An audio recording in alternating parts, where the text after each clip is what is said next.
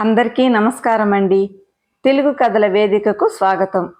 ఈరోజు భీమరాజు వెంకటరమణ గారు రచించిన అద్దెకివ్వబడును అనే ఒక చక్కటి హాస్య కథను విందామండి. ఈ కథ 28 అక్టోబర్ 2010లో ఆంధ్రభూమి సచిత్ర వారపత్రికలో ప్రచురితమైనది. ఇక కథలోకి వెళ్తే, మార్నింగ్ వాక్కి వెళ్ళి తిరిగి ఇంటికి వచ్చిన ఆదినారాయణ వస్తూనే, ఏమో ఈ రాజ్యం, ఇలారా, నీకో శుభవార్త, ఇంతకాలానికి నీ ఇబ్బందులన్నీ తొలగిపోయే రోజు వచ్చేసింది. ఈ అపార్ట్మెంట్లో ఇరుకుగా ఉందంటున్నావు, తులసి మొక్క పెంచటానికి కూడా తావులేదని బాధపడుతున్నావు, ముగ్గులు వేసుకోవడానికి గతి లేదంటున్నావు, ఇలా చాలా విషయాల్లో నష్టపెడుతున్నావు. ఇవాళ నీకొక ఇండిపెండెంట్ ఇల్లు చూశాను. కాస్త ఊరు బయటగా ఒకచోట ముచ్చటగా 3 ఇళ్ళు ఉన్నాయి. అందులో మధ్య ఇల్లు గేటుకి అద్దెకివ్వబడును అని బోర్డు పెట్టారు. మరో ఆసక్తికరమైన విషయం ఏమిటో తెలుసా? ఆ ఇంటికి అటుపక్క ఇంటికి సాహిత్య సదన్ అని, ఇటుపక్క ఇంటికి సంగీత సదన్ అని రాసి ఉన్నాయి. ఆ ఇళ్లల్లో వాళ్ళు సాహిత్యంలోనూ సంగీతంలోనూ ప్రవేశం ఉన్నవాళ్ళై ఉంటారు. అంటే అటు రవీంద్ర భారతి, ఇటు త్యాగరాయ గానసభ మధ్యలో మనం అన్నమాట అన్నాడు సంతోషపడిపోతూ. అప్పుడే సంబరపడిపోకండి. ఆ ఇంటి యజమానితో మాట్లాడాలి. ఆయన మనకివ్వడానికి ఒప్పుకోవాలి. ఆయన చెప్పే అద్దెకు మనం తోగగలిగి ఉండాలి. ఇంత ఉంది అన్నది చేతులూపుతూ. అందుకే ఆ బోర్డుపై రాసి ఉన్న నంబరుకు అక్కడి నుంచే నా సెల్ నుంచి ఫోన్ చేసి ఆ ఇంటి యజమానితో మాట్లాడా. మన వివరాలు అడిగాడు, చెప్పా. మన ఇద్దరం కాసేపట్లో అక్కడికి వచ్చి ఇల్లు చూసి మాట్లాడతాం అని కూడా చెప్పేశా. అద్దె కాస్త ఎక్కువైనా సరే వదిలే పనే లేదు. నేను త్వరగా స్నానం చేసి పూజ కానిచ్చేస్తా. ఈలోగా నువ్వు తయారవ్వు. ఇద్దరం కలిసి వెళ్ళి అన్ని విషయాలు మాట్లాడి ఆ పక్క వాళ్ళను కూడా పరిచయం చేసుకుని వద్దాం అన్నాడు లోపలికి వెళ్ళబోతూ. అవునండి, ఆలస్యం చేస్తే వేరెవరైనా తన్నుకుపోవచ్చు అని ఆమె అంటుండగానే తలుపు కొట్టిన చప్పుడు. రాజ్యలక్ష్మి వెళ్ళి తలుపు తీయగా ఒక వ్యక్తి, నమస్కారం అండి, నా పేరు విక్రమార్క. ఇందాక ఇల్లు అద్దెకు కావాలని ఫోన్ చేసిన ఆదినారాయణ గారు అంటూ చిరునవ్వుతో ఇంట్లోకి తొంగి చూశాడు. ఆదినారాయణ అందుకుని, నేనేనండి ఫోన్ చేసింది. నేను ఫోన్ చేసి ఇల్లు చేరానో లేదో మీరు వచ్చేశారు. మా అడ్రస్ అడిగితే ఎందుకో అనుకున్నా. అయినా మీరు వెతుక్కుంటూ ఇక్కడికి రావడం ఏమిటి? కాసేపట్లో నేను మా ఆవిడ వద్దామనుకుంటున్నాము. నా కాలకృత్యాలు అనుష్ఠానం అయ్యేసరికి 1 గంట పడుతుంది. ఈలోగా మీరు ఆ ఇంటి దగ్గరకు తాళం తీసుకుని వస్తే సరిపోతుంది అన్నాడు. పర్వాలేదండి, నేను ఇక్కడే కూర్చుంటా. ఇంటి తాళం నా దగ్గరే ఉంది.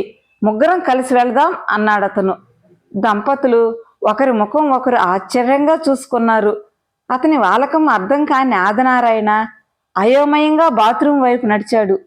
రాజ్యలక్ష్మి కాఫీ ఇవ్వగా తాగి పేపర్ చూస్తూ ఓపికగా కూర్చున్నాడు విక్రమార్క.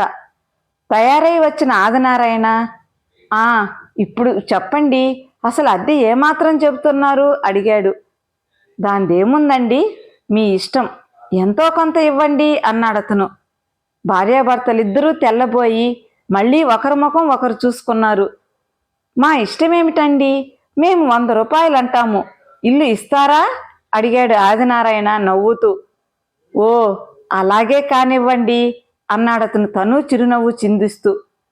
చూడండి, మీరు మాట్లాడుతున్నదేమిటో మాకు అర్థం కావడం లేదు అన్నది రాజ్యలక్ష్మి. ఇందులో అర్థం కాకపోవడానికి ఏముంది? ఇల్లు చూసుకోండి, చేరండి, ఇవ్వగలిగినంత ఇవ్వండి, అంతే అన్నాడతను. రాజ్యలక్ష్మికి లోపల ఏదో అనుమానం కలిగింది. కొంపదీసి ఆ ఇంట్లో ఏ వాస్తు దోషాలు లేవు కదా, దెయ్యాల కొంప కాదు కదా అనుకుని అతనితో, చూడండి, ఆ ఇంటికి పొయ్యి నుయ్యి గొయ్యి ఉండాల్సిన చోట ఉన్నాయా అడిగింది సౌమ్యంగా. అంటే ఏమిటి అడిగాడతను. పొయ్యి అంటే వంటిల్లు, నుయ్యి అంటే బోర్వెల్లు, గొయ్యి అంటే సెప్టిక్ ట్యాంక్ అన్నమాట. అవి ఉండకూడని చోటే ఉంటే కలిసి రాదు. మాకు కాస్త వాస్తు పట్టింపు ఉందలేండి అన్నది. మీరు చెప్పినవన్నీ ఎక్కడ ఉండాలో అక్కడే ఉన్నాయండి వినయంగా చెప్పాడతను. ఈశాన్యం పడక నైరుతి నడక లేవు కదా అడిగిందామె. తల్లి, ప్రఖ్యాత వాస్తు విద్వాన్ వామనరావు గారి పర్యవేక్షణలో కట్టబడిందమ్మా ఆ ఇల్లు. దయచేసి మీరు బయలుదేరండి, ముందు ఇల్లు చూడండి అన్నాడతను కాస్త ఆవేదన కనపరుస్తూ.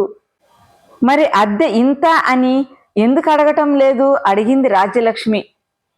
మరి మీ సొంతింట్లో మీరుండక అద్దెకెందుకు ఇస్తున్నారు మళ్ళీ అడిగింది. నేను రైల్వే ఉద్యోగినమ్మా, నాకు క్వార్టర్ ఇచ్చారు, మరో 5 సంవత్సరాలు అక్కడే ఉండాలి, ఇక్కడి నుండే డ్యూటీకి వెళ్ళడం కూడా కష్టం, అందుకని అన్నాడు విక్రమార్క. సరేలేవే, నీ యక్ష ప్రశ్నలే కాపు, వెళ్ళి ముందు ఇల్లు చూద్దాం పదా అని బయటకు నడిచాడు ఆదినారాయణ. ముగ్గురు ఆ ఇంటికి చేరారు. విశాలమైన ఇల్లు, ముందు బోలెడంత ఖాళీ స్థలం. రాజ్యం, ఇక్కడ ఒక తులసి మొక్క ఏమిటి, ఓ మోస్తారు ఉద్యానవనమే ఏర్పాటు చేయవచ్చు. ఇక ముగ్గులంటావా, నీ ఓపిక, ఏమంటావు అడిగాడు ఆదినారాయణ. అవునండి, నాకు ఇల్లు బాగా నచ్చింది అన్నది. విక్రమార్క అందుకుని, మీకు మరో విషయం చెప్పాలి. ఇంటి మేడపైన వెనుకగా ఒక చిన్న గది ఉంది. అందులో ఒక డాన్స్ మాస్టారు సాయంత్రం పూట కాసేపు పిల్లలకు క్లాసులు చెబుతాడు. గేటు తాళం చెవి మరొకటి ఆయన దగ్గర ఉంటుంది. ఇకపై మీ దగ్గర కూడా ఒక తాళం చెవి ఉంటుంది అన్నాడు. ఓహో, సంగీతం సాహిత్యంతో పాటు నృత్యం కూడా ఉన్నదన్నమాట ఇక్కడ.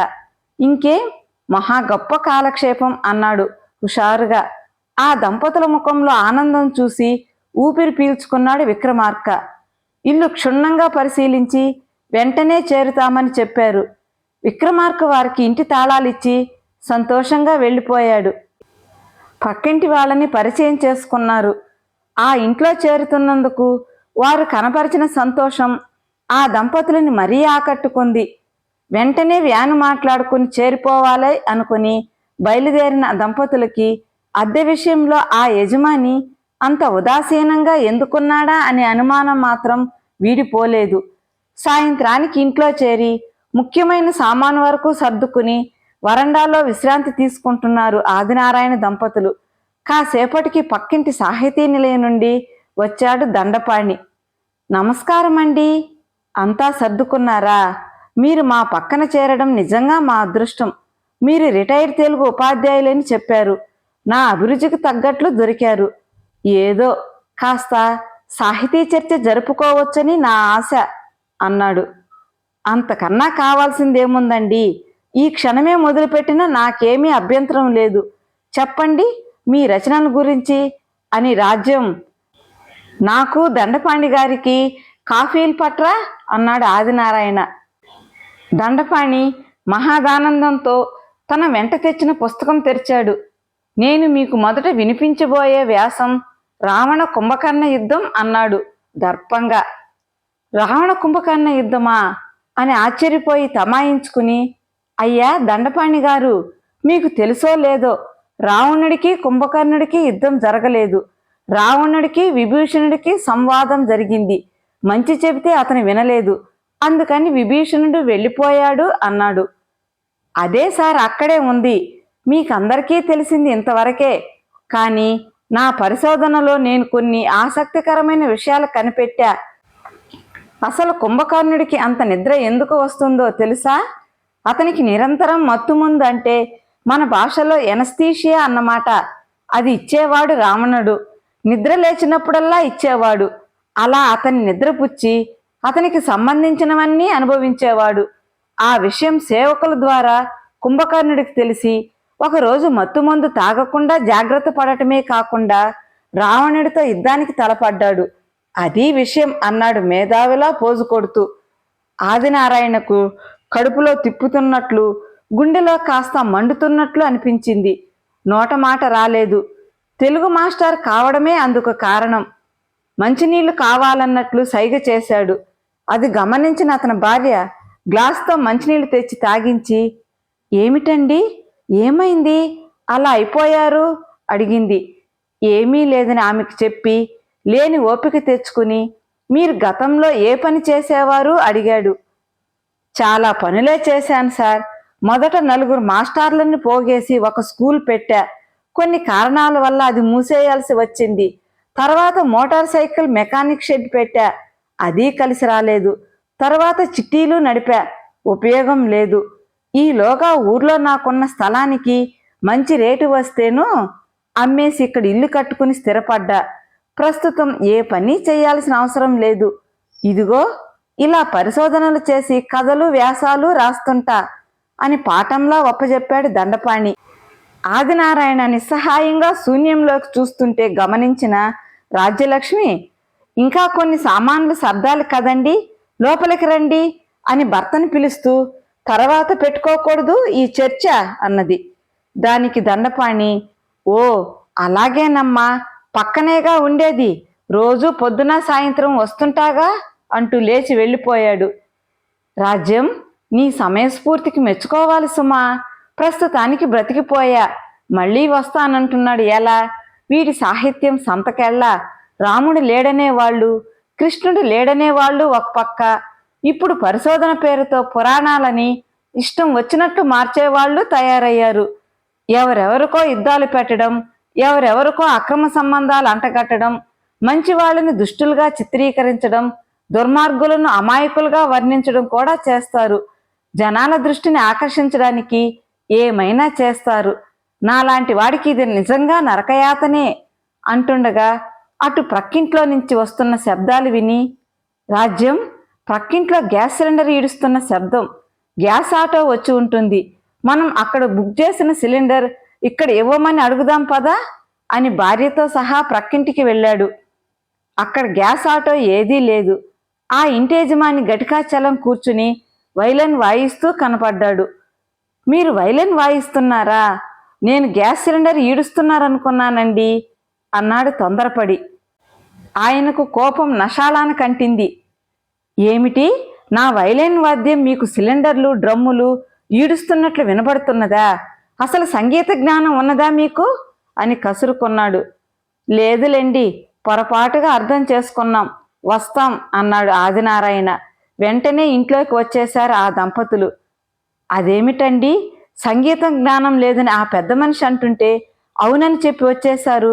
సంగీతం నేర్చుకుని చక్కగా కీర్తనలు పాడే మీరేనా అట్లన్నది అడిగింది రాజ్యలక్ష్మి. అతగాడి సాహిత్యం ఎలా ఉందో ఇతగాడి సంగీతం అలానే ఉంది. ఆయన నోట్లో నోరు పెట్టే కంటే నోరు మూసుకోవడం మంచిది. ముందు తలుపులేసాయి అని లోపలికి నడిచాడు. పక్కింటి వాళ్ళిద్దరూ ఇచ్చిన బాక్సింగ్ కిక్కి గ్రౌండ్లో పడిపోయినట్లు పడక కుర్చీలో వాలాడు ఆదినారాయణ. ఇంకా పూర్తిగా సేద తీరలేదు. మేడపై నుండి ధనధనమని శబ్దాలు వస్తున్నాయి. బహుశా డ్యాన్స్ మాస్టర్ వచ్చి క్లాసులు మొదలుపెట్టి ఉంటారు. కాస్త పైకెళ్ళి పిల్లల డ్యాన్స్ చూస్తేనైనా మనశ్శాంతి కలుగుతుందేమో అనుకుని పైకి వెళ్ళాడు. ఆదినారాయణను చూడగానే సాదరంగా ఆహ్వానించాడు మాస్టారు. కుర్చీ చూపించి కూర్చోమన్నాడు. పిల్లలు, ఈసారి ఈ పాటకు నేను చెప్పినట్లు డ్యాన్స్ చేయండి అన్నాడు. ఆదినారాయణ వాళ్ళు చేయబోయే డ్యాన్స్ చూడాలని ఉత్సాహంగా చూస్తున్నాడు. Dance master cassette player on చేశాడు. లేలే నా రాజా, లేలే నా రాజా అని పాట వస్తున్నది. పిల్లలు రెచ్చిపోయి డ్యాన్స్ చేస్తున్నారు. మాస్టారు వాళ్లకు ఇంకా హుషారు కలగజేసేందుకు చప్పట్లు కొడుతూ, చూశారా నా ప్రతిభ అన్నట్లు ఆదినారాయణ వైపు చూశాడు. ఆపండి అని కేక వేశాడు ఆదినారాయణ. ఏమిటయ్యా ఇది, పసిపిల్లల చేత ఇలాంటి పాటలు డ్యాన్సులునా? పాపం, ఈ పాటలకు అర్థమైనా వాళ్ళకి తెలుసా అడిగాడు. అర్థాలు తాత్పర్యాలు ఎవరికి కావాలండి?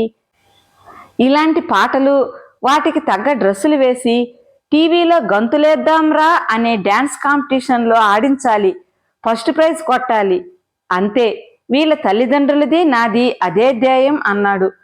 ఆదినారాయణ కళ్ళు మూసుకుని భగవాన్ అని మాత్రం అనుకుని లేచి కిందకొచ్చేశాడు. అతి బలవంతంగా ఆ రోజు తెల్లవారింది. ఉదయం ఆదినారాయణ కాఫీ తాగుతూ కూర్చుని ఉండగా దండపాణి వచ్చి వాలిపోయాడు. చేతిలో ఏవో కాగితాలు. శుభోదయం ఆదినారాయణ గారు, ఇవాళ మీ చెవులకు కమ్మని విందు భోజనం పట్టుకొచ్చా అన్నాడు కాగితాల మడత విప్పుతూ. ఆదినారాయణ గుండెల్లో దడ మొదలైంది. ఇంటి వెనక పెరడలో కూర్చుని కాఫీ తాగినా బావుండేది. ఈ సాహిత్య సామ్రాట్ ఇవాళ ఏ ఉపద్రవం తేబోతున్నాడో అనుకుని బజార్కెళ్లాల్సిన విషయం గుర్తొచ్చింది. కాస్త నేను బజారుకెళ్ళి కూరగాయలు తేవాలి, తర్వాత కూర్చుందాం అన్నాడు పేలవంగా నవ్వుతూ. ఎంతసేపండి? 5 నిమిషాలు, వినేసి వెళ్ళండి అన్నాడతను. ఇతని ఉత్సాహం ఉత్తేజం చూస్తుంటే నాకు 4 తగిలించైనా సరే తన రచనలు వినిపించేటట్టున్నాడు అనుకున్నాడు ఆదినారాయణ. సరే, త్వరగా చెప్పండి అన్నాడు విధిలేక. మీలాంటి సాహితీ ప్రియుల ముందు నా కథ చదవటం నాకెంతో ఆనందంగా అని చదవటానికి సన్నిద్ధుడైనాడు. ఆదినారాయణ ధైర్యాన్నంతా కూడగట్టుకుని వినటానికి సిద్ధపడ్డాడు. కథ పేరు రామార్జున యుద్ధం అన్నాడు దండపాణి. ఆ కథ పేరు వినగానే ఆదినారాయణ ముఖంలో వింత మార్పులు. ఎడమ చెయ్యి తిమ్మిరెక్కి మెలితిరిగిపోతున్నట్లుగా అనిపించింది. ఒకవేళ పక్షవాతం వస్తున్నదేమో అనుకున్నాడు. వెంటనే లేచి కాళ్ళు చేతులు విదిలించి అటూ ఇటూ తిరగటం మొదలుపెట్టాడు. మధ్య మధ్యలో దండపాణి వైపు ఉరిమి చూస్తున్నాడు. ఆ చూపుల్లో అర్థాన్ని గ్రహించిన దండపాణి, నేను సాయంత్రం వస్తానండి అని చిన్నగా వెళ్ళిపోయాడు. ఇక ఈ వాటికి బజార్కి వెళ్లే పరిస్థితిలో కూడా లేడు ఆదినారాయణ. రేపు తెచ్చుకోవచ్చులేండి కూరలు, ముందు మీరు విశ్రాంతి తీసుకోండి అన్నది భార్య. అసలు రేపటి దాకా నేను పిచ్చి పట్టకుండా ఉంటానా? ఇతగాడి సాహిత్యం, అతగాడి సంగీతం, వీటికి తీసిపోని విధంగా పైన పిచ్చి డ్యాన్సులు. రాజ్యం, నాకిప్పుడు అర్థమైందే. నువ్వు అన్నట్లు దెయ్యాలు భూతాలు ఇంట్లో లేవు. అవి ఈ ఇంటికి అటూ ఇటూ పైన ఉన్నాయి. అద్దె మీ ఇష్టం అన్న ఓనర్ మాటలలోని ఆంతర్యం నాకిప్పుడు బోధపడింది అన్నాడు. అంతలోనే పక్కింట్లోంచి పెద్ద పెద్ద శోకాలు వినపడ్డాయి. రాజ్యం, వింటున్నావా? పక్కింట్లో ఏదో జరిగింది, ఏడుపులు వినబడుతున్నాయి, వెళ్ళి చూద్దాం పదా అంటూ లేచాడు. ఆగండి, ఆ పెద్ద మనిషితో నిన్ననే అంత తగాదా అయింది, మళ్ళీ ఎందుకు వెళ్ళడం అంది ఆందోళనగా. సాటి మనిషి కష్టాల్లో ఉంటే ఇలాంటివన్నీ లెక్కేసుకుంటామా? పద వెళదాం అని ఆ ఇంటి గేటు తీసుకుని లోపలికెళ్ళాడు. అక్కడ ఆ ఇంటి యజమాని మొక్కలకు నీళ్లు పెడుతూ తాపీగా కనిపించాడు. ఆదినారాయణకు ఆశ్చర్యం వేసింది. ఏమిటి, ఏమి జరిగింది మీ ఇంట్లో? ఏడుపులు పెడబొబ్బులు మీకు వినబడలేదా అడిగాడు. గటికాచలం పళ్ళు పటపటా కొరికాడు. ఏమిటి మీ ఉద్దేశం? నిన్న నా వైలన్ వాదనని అవమానించి వెళ్లారు. ఇప్పుడు మా వాడు కాబోయే సంగీత దర్శకుడు అద్భుతంగా కొత్త బాణీలు కడుతుంటే అది మీకు గావుకేకలుగా వినబడిందా? చక్కటి గొంతుతో పాడుతుంటే విని ఆనందించలేరా అడిగాడు ముఖం గంభీరంగా పెట్టి. చక్కటి గొంత, కొత్త బాణీలా అన్నాడు నోరెళ్లబెట్టి. కాక, దీన్ని తోడి రాగంతో పాప్ మిక్స్ చేయటం అంటారు.